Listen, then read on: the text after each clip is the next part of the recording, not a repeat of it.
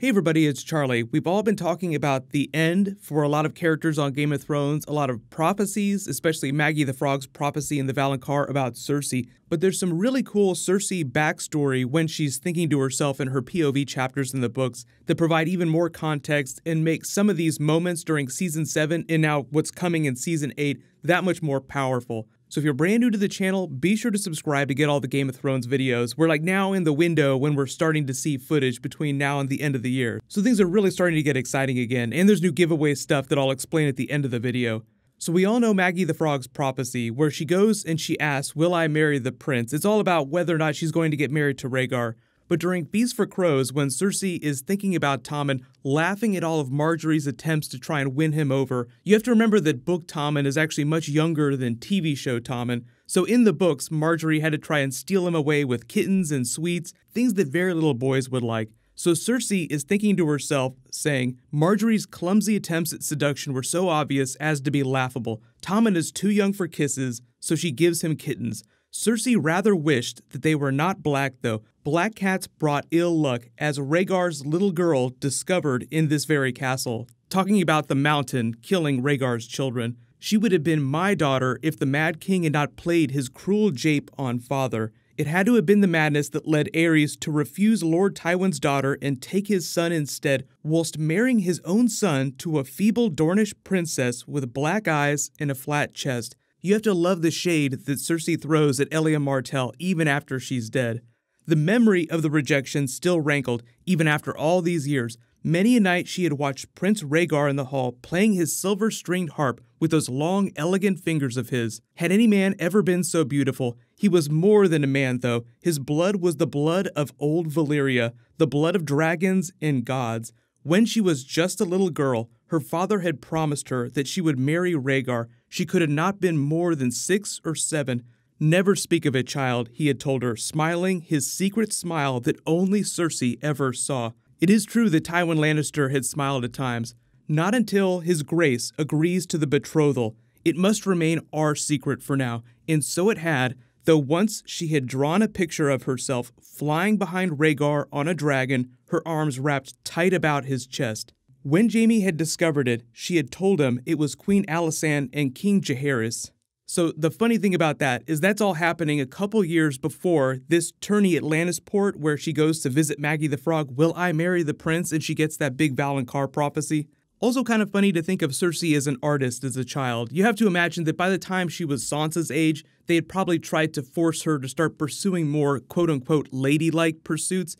The really important detail in there about Cersei's backstory, like the secret wish she never told anyone, is that she wanted to marry Rhaegar and ride dragons. So now think about that in the context of what's been happening the last 2 seasons, with Daenerys coming in with her prince, or her king in the north, riding on dragons. We all knew that Cersei wanted to marry Rhaegar. That's not a big secret. The real secret is that her true childhood dream is that she would grow up to be doing what Daenerys is doing right now. So you have to imagine how much more Cersei hates Daenerys because of what she represents, this stolen dream. That should be me in Rhaegar riding around on that dragon. And she doesn't know anything about the sex boat or the fact that Jon is Rhaegar's trueborn heir. Think about how much more mad she would get. Then it would literally be Daenerys stealing her secret dream. This is something that even Jaime doesn't know about. And the whole reason why it went down the tubes is because the Mad King thought that Tywin was trying to steal the kingdom from him. He secretly coveted Joanna Lannister, his wife,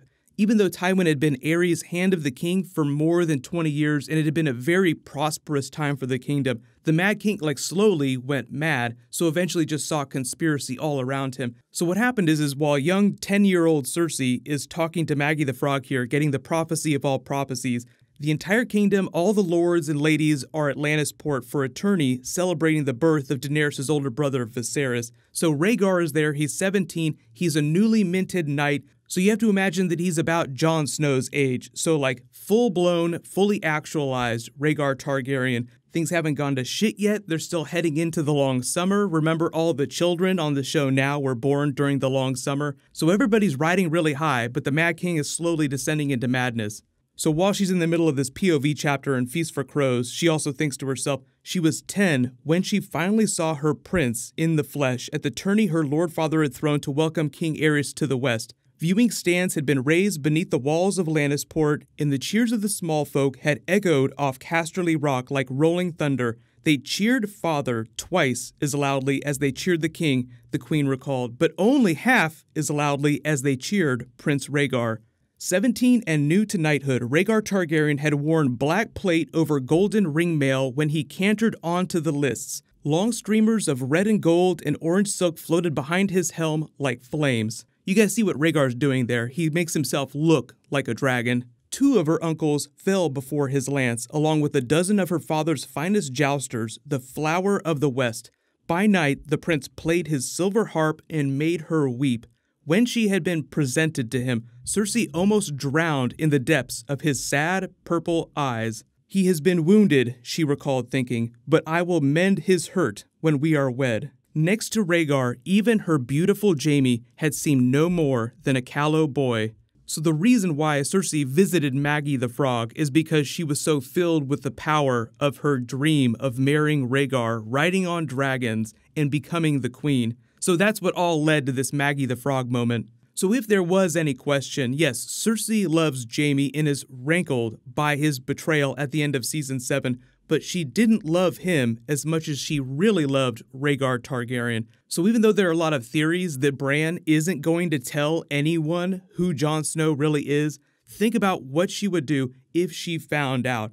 Now, the whole thing I think with Cersei during Season 8 is her descent into madness like we see in the books, and the reason why that mystery baby appeared during Season 7 is to give her that one last sliver of hope to hang on to. Like, this baby is my one chance at a family. So then Jaime leaves her, but she still has that one thing, like the baby, the one that is yet to come. So the idea is that when she loses the baby during Season 8, that will be the straw that broke the lion's back, and she will become the full-blown big bad that you always knew she would be. Go full mad queen, burn them all. So that's why I'm really hoping that we see some cyclical moments, like everything coming back around to Robert's Rebellion. But think about that idea of Cersei dreaming of riding dragons with her prince, and then rewatch this moment in the dragon pit when Daenerys comes riding in. And remember, she doesn't even know about Sexboat or who Jon Snow is. She just knows that he's some handsome prince from the north, and that's about it. So imagine in her own madness that she believes Daenerys is trying to steal everything from her, even her secret dream as a child that she never told anyone. This is actually what's really cool about revisiting some of these book moments in the POV chapters. They add so much more context for what's going on with these character twists and turns. It'll be fun to do this after Winds of Winter comes out and recontextualize some of the big twists on the show. Let me know in the comments though, do you think that they're actually going to save full-blown Mad Cersei losing the baby for like the final episode or the final couple of episodes, or do you think they'll do that relatively early? Like I said, there's a new round of that 4K Game of Thrones Blu-ray giveaway. All you have to do to enter that is be a subscriber and leave a comment on the video. Congratulations to the winner from my last big video, Daniel Marati. Please email me on the About page of my YouTube channel. Leave all your requests for new Game of Thrones videos. Click here for the best possible news ever, learning about the early Game of Thrones Season 8 release date. And click here for my trailer video for that new Jon Sansa scene. Thank you so much for watching. Everybody stay awesome. I'll see you guys tonight.